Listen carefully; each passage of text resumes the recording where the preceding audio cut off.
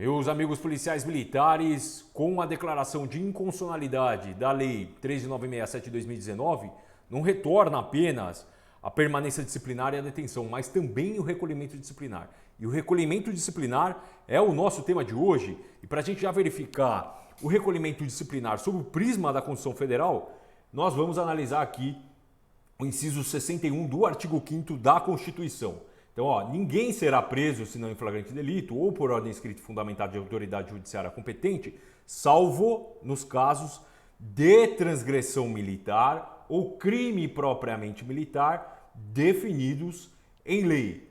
Qual lei estava em vigor até então, até a declaração de inconstitucionalidade? A 13967 de 2019, que vedava aqui, alterava o decreto 667, né, o artigo 18, e vedava aqui, medidas privativas e restritivas de liberdade.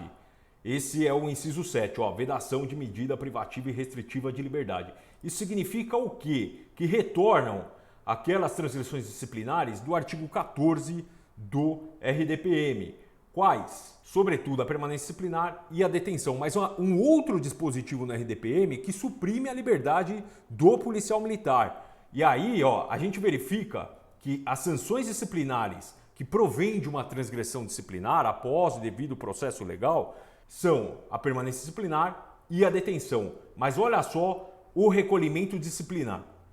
O recolhimento disciplinar, ele é uma medida cautelar, sem que o policial militar seja submetido à ampla defesa do contraditório, que suprime a sua liberdade. O que a Constituição prevê aqui, e essa é a razão da declaração de inconstitucionalidade da 13967, é que, salvo nos casos de transgressão disciplinar. A transgressão disciplinar, ela requer todo um ato administrativo, toda uma sequência de procedimentos processuais para que se tenha ali o policial militar sendo considerado como um transgressor, sendo considerado como culpável administrativamente por ter cometido uma transgressão disciplinar. Então, é só a partir do devido processo legal, seja o PD, seja um PAD, um CD e eventualmente aos oficiais do CJ, que se pode ali aplicar uma sanção disciplinar e aí sim o policial militar passa a ser considerado,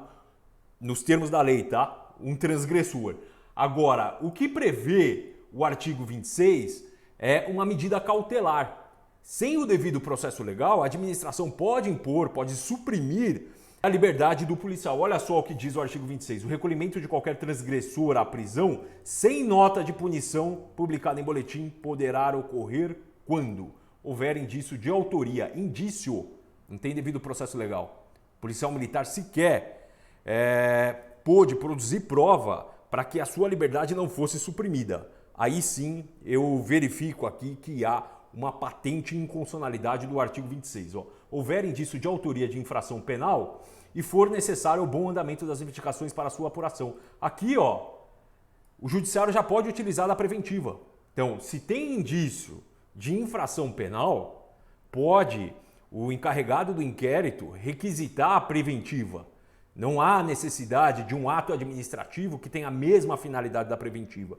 Então eu já verifico aqui que é um ato administrativo que avança na esfera penal e aí por si só ele traz um desequilíbrio e um avanço numa esfera que não lhe diz respeito.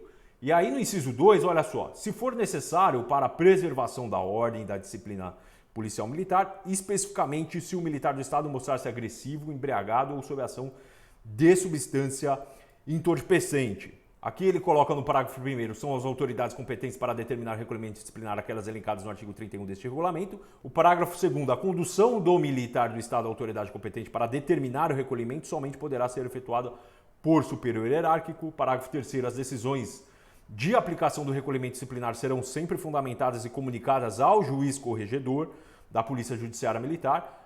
Ela é comunicada, mas ela não é autorizada pelo Judiciário. As autoridades do artigo 31 já podem se valer, agora com a declaração de inconstitucionalidade da 13967, desse recurso novamente para a supressão de 5 dias da liberdade do policial militar, que fica uma amplitude discricionária extremamente, ao meu ponto de vista, desarrazoada, porque sequer o policial pode produzir qualquer tipo de prova para tentar barrar ali a supressão da sua liberdade. Então é isso, meus amigos e amigas.